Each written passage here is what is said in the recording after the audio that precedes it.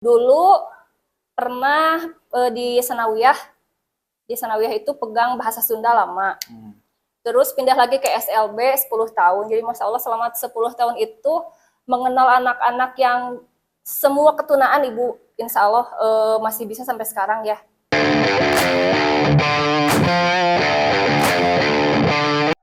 Oke, halo semuanya, kembali lagi di Sudut Visual. Nah, pada segmen kita kali ini masih bersama aku yang menemani kalian sebagai host, Sustepi di Sundara tentunya. Nah, podcast kita kali ini bertepatan dengan tanggal 25 nih, yang mana merupakan Hari Guru yang tentunya narasumber yang akan kita undang juga merupakan seorang guru yang hebat banget nih di SMK Bakti Kencana kali ini. Nah, ayo kita sambut guru kita pada hari ini. Halo. Halo, Sef. Halo.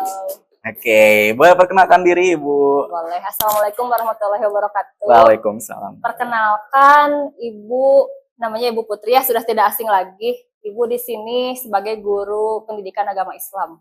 Oh, berarti Ibu di sini mengajar agama Islam ya di kelas-kelas. Nah, kalau boleh tahu awal Ibu jadi pengajar nih gimana sih? Kok bisa jadi pengajar? Yang pertama mungkin karena pendidikan ini ya. Ya. Gitu. Kalau boleh jujur dulu kalau untuk cita-citanya bukan jadi seorang guru ya, bukan mayal. Siap. Cuman mungkin qadarullah ya, gagal di satu kuliahan dulu gitu ya. Harusnya kan bukan jadi seorang guru, tapi cuman mungkin ini yang terbaik qadarullah. Iya. Ya. Meskipun sebelum jadi guru di sini, sebenarnya dulu bukan pegang PAI juga sih dulunya, cuman Masya Allah masuk ke sini megang PAI, luar biasa anak-anaknya, pinter-pinter, soleh-soleh, pokoknya luar biasa deh. Oke. Nah, kalau Ibu sendiri berarti emang awalnya nggak langsung ke PAI yang ngajar tuh? Enggak. Dulu pernah di Sanawiyah itu pegang bahasa Sunda lama. Terus pindah lagi ke SLB 10 tahun. Jadi Masya Allah selama 10 tahun itu mengenal anak-anak yang semua ketunaan Ibu. Insya Allah masih bisa sampai sekarang ya. Bisa menangani anak-anak yang autis, tunarungu, tunagrahita gitu ya. Alhamdulillah banyak pengalaman selama menjadi guru dan sekarang benar-benar pegang PAI dan bahasa Sunda. Gitu. Berarti sebelumnya pernah menangani anak-anak luar biasa ya. Hampir 10 tahun. Wah, lama banget. Lama banget. Nah, waktu perjalanan di 10 tahun yang itu yang menangani anak-anak luar biasa. Pengalaman Ibu nih, perasaannya pas awal-awal gimana sih? Awal-awalnya seperti mimpi buruk. Ya. Iya. Karena jujur untuk menangani anak-anak yang disabilitas itu banyak memakan energi. Maksudnya kesabarannya harus ekstra gitu ya. Karena mereka itu sangat membutuhkan benar-benar ekstra sabar. Dan dulu Ibu juga awal-awal itu tidak sesabar itu.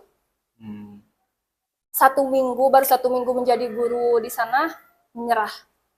Tapi lama-kelamaan karena mengajar itu bukan hanya mengasih ilmu ya, tapi dengan kasih sayang, kemudian dengan pendekatan, sampai bertahan hampir 10 tahun itu karena rasa sayang, bukan karena seorang guru ke murid, tapi benar-benar seorang ibu ke anak gitu. Berarti luar biasa bangetnya. Nah, Ibu sebelum kita lanjut lagi nih ke yang lainnya, haus ya, lagi panas nih cuaca kayak gini. Oke, boleh dong minumnya untuk Ibu Putri. Oh, iya. Ibu boleh. Terima kasih. Ya. Mau diminum dulu boleh? Oh iya, diminum dulu ya biar tidak kekeringan. Iya, bener banget. Oke, luar biasa banget ya Bu Putri, ini perjalanannya 10 tahun dengan anak-anak luar biasa, semuanya diuji tapi bisa bertahan ya selama itu. Luar biasa. Nah, kalau boleh tahu awalnya jadi pengajar, kenapa sih minat jadi pengajar itu sampai mengambil pendidikannya mengenai ini? PAI maksudnya? Iya. Berangkat dari, sebenarnya sih dulu Ibu dari kebidanan, dari Poltekkes dulu. Cuman karena satu dan dua hal, dan mungkin memang itu bukan meureun lamun saur Sunda nama cek Allah teh, seorang putri itu bukan untuk dijadikan seorang bidan, tapi harus dijadikan seorang guru. Daftar di universitas lain pun ada halangannya gitu. Dulu tiba-tiba tuh udah daftar lagi ke universitas lain, ternyata ibu harus dioperasi dan yang lain masuk, ibu nggak bisa gitu. Jadi gagal lagi. Nah terus sama yang lain disarankan kalau misalkan mau kuliah lagi, udahlah di Suryalaya gitu. Nah masuklah ke Suryalaya. Di Suryalaya juga ibu bingung harus bawa jurusan apa gitu, karena memang tidak ada minat waktu itu untuk menjadi seorang pendidik gitu, tidak ada. Cuman itu tadi qadarullah ya, Allah itu kasih jalan ke umatnya itu kadang dengan sesuatu yang tidak disengaja gitu ya. Ibu juga dulu kuliah itu sangat tidak menyukai dan tidak menikmati masa-masa kuliah itu. Jadi lamun cek bahasa Sunda nama ngambang gitulah kuliah-kuliah, gampang sih raga nama didinya, cuman pikirannya di mana gitu.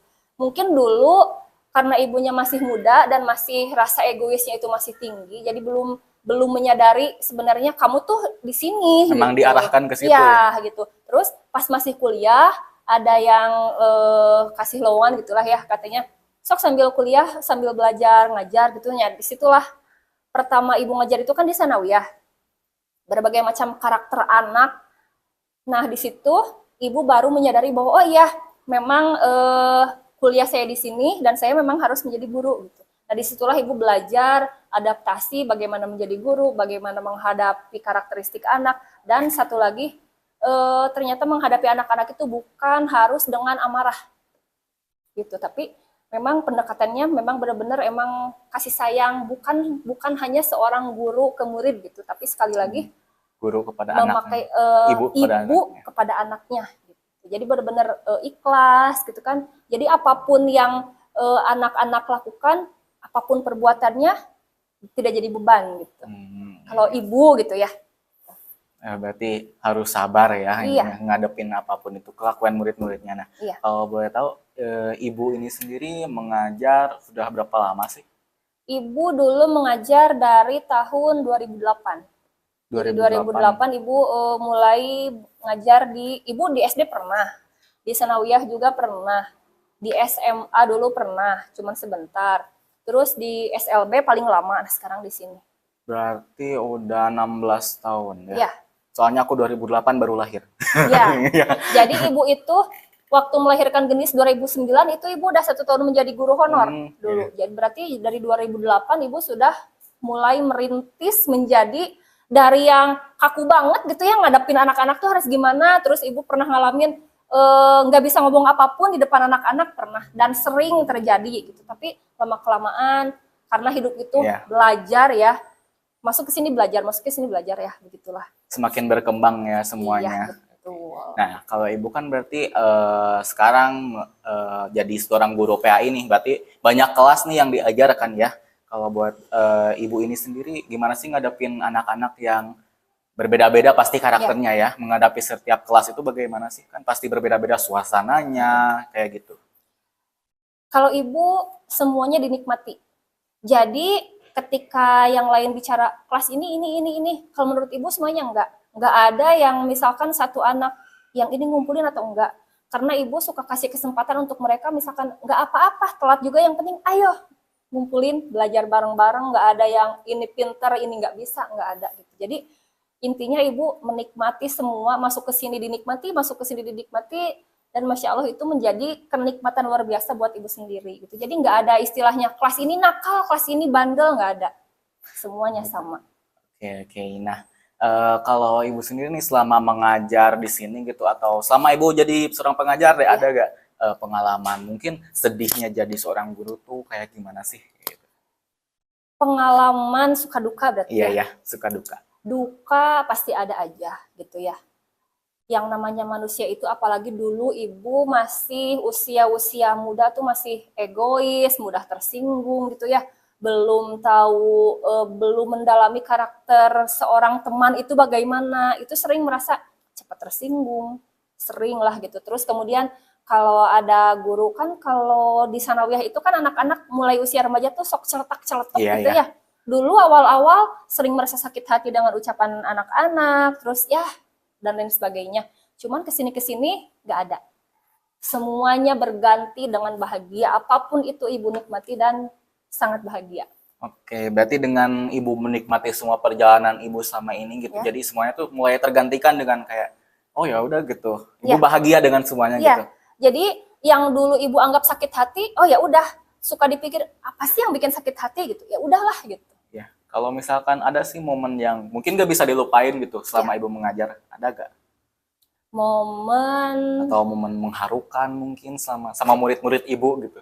ya, ketika ibu meninggalkan anak-anak yang di SLB untuk pindah ke sini. Itu sangat berat dan ibu itu punya rencana pindah untuk ke SMK itu sebenarnya sudah beberapa tahun yang lalu, cuman ibu sangat berat untuk meninggalkan anak-anak luar biasa itu karena keikhlasan kasih sayang ibu ke mereka gitu ya, udah anggap ibu mereka tuh adalah anak ibu, bukan sekedar murid gitu. Dan itu benar-benar sampai sekarang masih suka ada rasa kangen sama anak-anak gitu, tapi rasa kangen itu ibu ikhlaskan dan ibu doakan mudah-mudahan anak-anak yang dulu ibu didik, yang dulu ibu kasih ilmu walaupun hanya sedikit ya, mudah-mudahan bisa lebih baik lagi. Amin, amin ya. Semoga bisa jadi yang terbaik untuk anak-anak yang sudah ibu ajarin semuanya, ilmu-ilmu yang udah diberikan.